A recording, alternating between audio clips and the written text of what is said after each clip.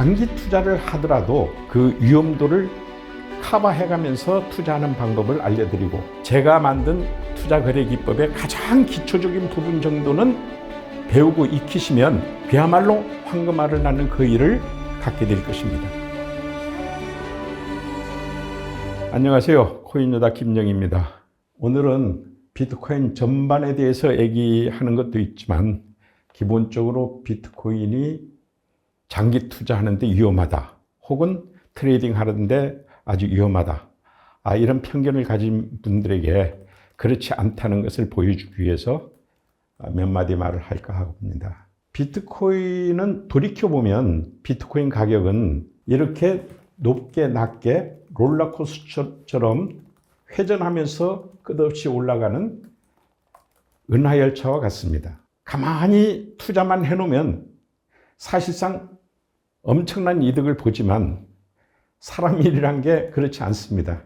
겪어보면은 이렇게 6만 3천 불대에서 반으로 뚝 떨어져서 3만 1천 불로 떨어진다든가, 6만 9천 불까지 올라가다가 그 다음에 1만 6천 불까지 떨어질 때 자기 재산을 여기에 그냥 묻어둘 수 있는 사람은, 그런 강심장을 가진 사람은 거의 없다고 보입니다. 그래서 가만히 묻어두고 있으면, 그렇게만 할 수 있다면 괜찮습니다. 근데 그것이 현실적으로 불가능하죠.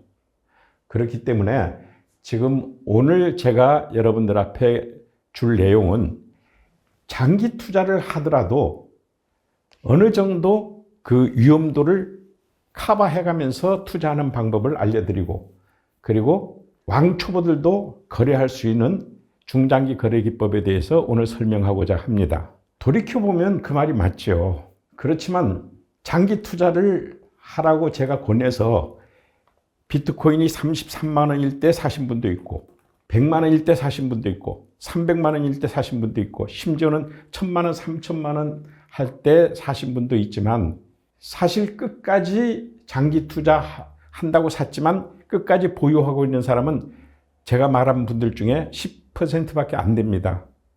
왜 그러냐면 전부 다 이렇게 떨어지는 기간에 무서워서 다 빠져나가 버리기 때문입니다. 그 장기 투자를 성공적으로 할 수 있는 방법은 사실 놀랍게도 선물 투자 기법이 있습니다. 그래서 제가 지금부터 여러분들 앞에 장기 거래든 아니면 중장기 거래든, 심지어는 단타, 초단타 거래까지 여러분들에게 필요한 선물 거래 기법을 제가 말씀드리고자 하는 것입니다. 코인 장기 투자란 것은 기본적으로 거래를 하지 않고 사놓고 묻어두는 것을 말합니다. 그렇지만 아까 말했듯이 이렇게 추락장에서 버틸 수 있는 방법이 없다면 아무도 그 자기 재산을 그런 위험성에 놔두지 못합니다. 그래서 저는 제가 여러분들 앞에 가르칠 선물 거래 기법의 최소한의 기법만 가지고 이 장기 투자를 성공적으로 이끌 수 있는 방법을 얘기할 수 있는데요. 그 내용은 추락할 때만, 이렇게 가격이 추락할 때만 거래하는 방법이 되겠습니다. 선물 거래를 하는 방법이죠. 가격이 추락할 때 아무리 장기 투자자를 할 때 하더라도 거래를 하지 않고 가만히 놔두면 나중에 너무 많이 떨어지면 겁나서 나가오게 되니까 여기서 예방조치가 필요한데, 이때 예방조치를 할 수 있는 기법이 선물 거래에 있습니다. 그것을 숏포지션 진입이라고 하죠. 그래서 숏포지션을 다룰 수 있는 기술만 여러분들이 알고 있으면 올라갈 때나 조정 구간이나 일체 거래하지 않고 가만히 놔두면 됩니다. 오직 이렇게 폭락할 때만 그 시그널을 여러분들이 알고 그때만 대처하게 되면 이 떨어질 때도 수익을 낼 수 있고, 그리고 다시 반등 이렇게 할 때 그대로 장기 투자로 묻어두면 되는 겁니다. 그러니까 장기 투자하시는 분도 사실은 제가 만든 투자 거래 기법의 가장 기초적인 부분 정도는 배우고 익히시면 그야말로 황금알을 낳는 그 일을 갖게 될 것입니다. 왕초보들은 기본적으로 선물 거래 기법을 모르는 분들이지만, 그래도 현물 거래는 어느 정도 경험해 보았던 분들을 전제로 하고 있습니다. 그래서 여러분들이 만일 현물 거래를 조금만 경험해 보시고 저희 기법으로 들어오시면 저희 기법에는 크게 세 가지로 분류를 하고 있습니다. 이 선을 넘어서 예를 들어서 어느 특정 선을 넘어서 상승세로 분류되는 지점이 있고 라인이 있고 또 어떤 곳에서는 이쪽 이하로 내려가면 하락세라고 규정하는 그런 타임이 있습니다.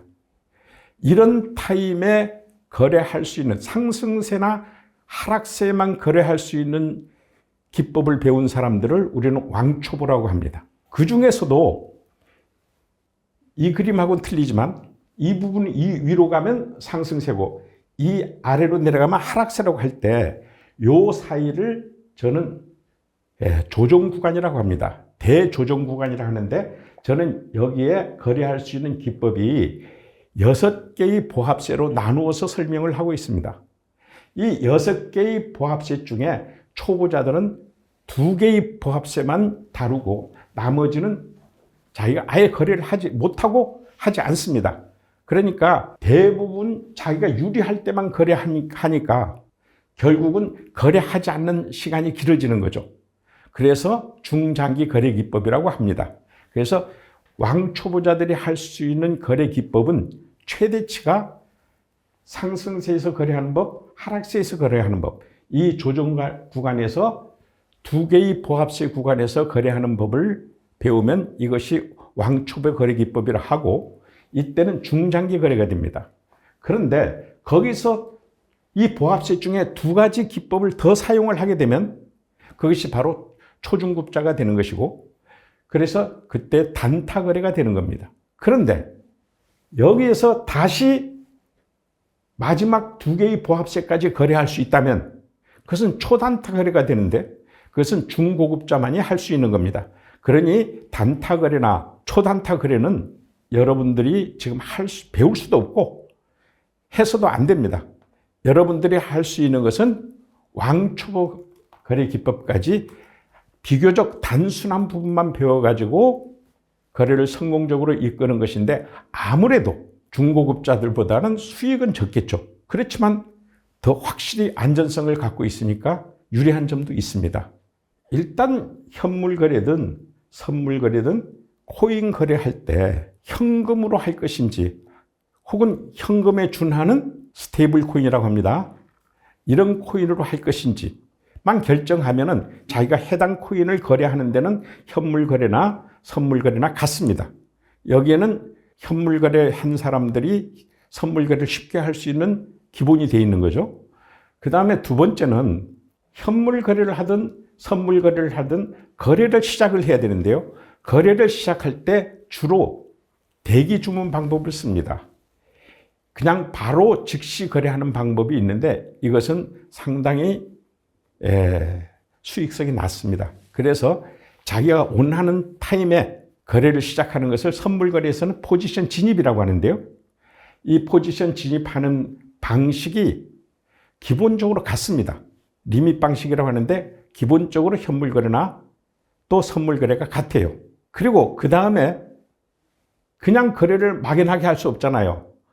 나름대로 여기선 팔겠다, 여기선 사겠다 하는 어떤 박싱을 하게 될 텐데 이 박싱하는 방법도 전문적으로는 오시오 박스라고 합니다. 이 박싱하는 방법도 현물 거래나 선물 거래는 같은 거예요. 그래서 현물 거래를 먼저 배우게 되면 선물 거래를 좀 더 쉽게 할 수 있다. 이렇게 이해하면 되겠습니다. 제일 중요한 기능으로 숏 포지션 진입할 수 있는 기능이라고 하겠습니다. 그런데 2가지가 나눕니다. 하나는 싸게 포지션에 진입해서 비싸게 팔고 나오겠다 하는 것을 롱 포지션이라 하고 그 다음에 비싼 데서 팔고 이만큼 싸게 정리해서 그 차익을 먹겠다는 것을 숏 포지션이라고 합니다. 다시 말해서 하락세에서도 돈 벌 수 있는 방법이 있는 거죠. 현물 거래는 그게 없습니다. 그 차이가 제일 큽니다. 그 다음에 두 번째로는요. 우리가 화면 앞에서 24시간 거래할 수가 없잖아요. 아무리 고수라 해도 초단타를 한다 해도 잠도 자야 되고 밖에 활동도 해야 되고 여러 가지 문제점이 있는데 그때 할 수 있는 기법이 부재중 거래라는 것이 있습니다. 이 부재중 거래를 할 수 있는 도구가 현물 거래에는 없습니다. 자기가 잠자면서도 거래 효과를 볼 수 있는 것을 하려면 전문적으로는 어드밴스드라는 말을 쓰는데 그 어드밴스드 미리 정리할 수 있는 대기 주문을 걸 수 있는 기능이 선물 거래밖에 없다는 것입니다. 그 다음에 마지막으로 선물 거래에서는 역시 처음에는 현물 거래나 마찬가지로 1대1 배수로 거래하면 되겠지만 점점 실력이 늘어갈수록 3배수로 5배수로 이렇게 배수를 확장할 수가 있습니다. 배수를 확장하게 되면 10% 벌 것을 5배수로 하면 50% 먹을 수 있는 거죠. 이렇게 자기가 체하지 않을 정도의 자기 실력에 맞는 배수를 선택할 수 있다는 것이죠. 이 세 가지 점이 선물 거래에서 현물 거래와 차별되는 굉장히 중요한 기능이라고 할 수 있겠습니다. 그리고 마지막으로 일반 현물 거래하는 분들이 설명하면 이해하기 좀 힘들겠지만 우리가 즉시 거래한다 할 때 마켓 거래라고 하죠. 이 마켓 거래할 때 현물 거래에서는 그냥 마켓 거래가 하나입니다.